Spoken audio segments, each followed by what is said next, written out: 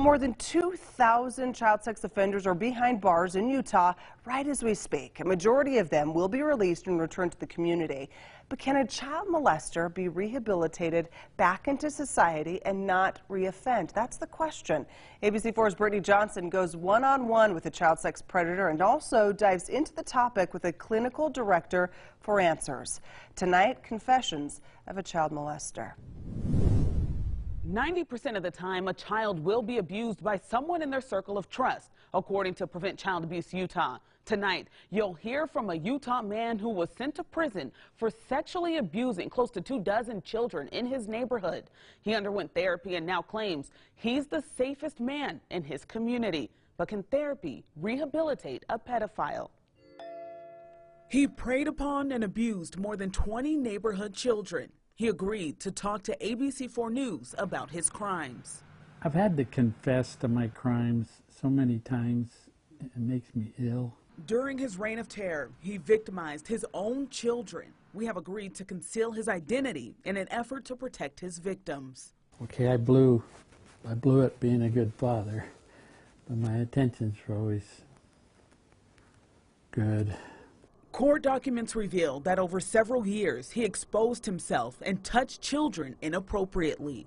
I wanted my kids to be educated, but it was hard to tell the difference between just keeping it on an education level and not get involved in the sex part of it, because like I said, it was enjoyable. Records also state he had sexual intercourse and sodomized some of his young victims.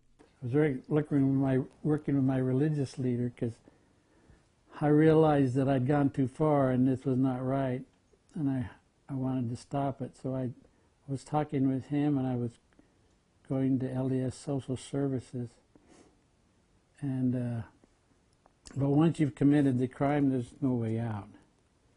A court-ordered psychological evaluation found his, quote, ability to rationalize his sexual offenses bordered on delusional. I find young children beautiful and sweet and innocent, and I can see how it's considered disgusting.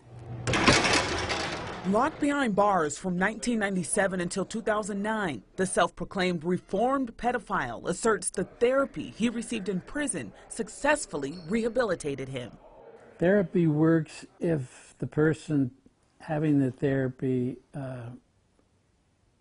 believes it and puts it into effect and understands it, and they have to want to make it work. But my main deterrent is knowing what I want for the future and to be with my family.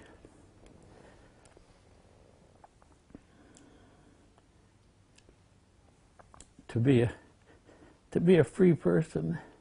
Of somebody who has a compulsive personality. For insight into the rehabilitation of sex offenders, I sat down with Mace Warren, the clinical director for Alpha Counseling and Treatment, a provider which treats about 1,000 child sex offenders annually.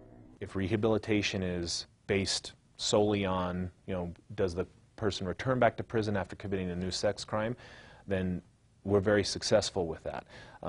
If rehabilitation is, they never have a adverse thought about a child again, maybe not so much. Warren says even after therapy and treatment, offenders can still have an attraction toward children. That will happen. There's some theories out there that would say your sexual attraction doesn't necessarily change, it expands over time. To help offenders cope with their adverse attraction towards children, Warren relies on cognitive behavioral therapy. CBT helps offenders recognize deviant thoughts and allows them to respond to challenging situations in a more effective way. Based on what we know in terms of treatment, if you're using a cognitive behavioral therapy model with the risk, need, and responsivity principles, you're going to see a dramatic reduction in risk of recidivism for offenders who are leaving treated versus untreated. The latest data from the Department of Justice supports Warren's claim. The research shows the average recidivism rate for sex offenders receiving cognitive behavioral treatment at 9%. The recidivism rate for untreated sex offenders, 21%. But there's also contrasting research that contends treatment for sex offenders does not work. The statement has been a source of debate for decades. One study finds the effectiveness of treatment depends on a number of factors, including the type of offender, the type of treatment, and how much management, supervision, and support the offender has. There are currently 2,262 child sex offenders, inmates under the supervision of the Utah Department of Corrections. 472 are in active treatment. Child sex offender treatment for them is optional. Those choosing not to participate often have to serve their full sentence without parole, according to Warren. What we do know is that those who go untreated are more at risk for committing new sex crimes versus those who have been treated and transition to the community are much less likely to commit those crimes.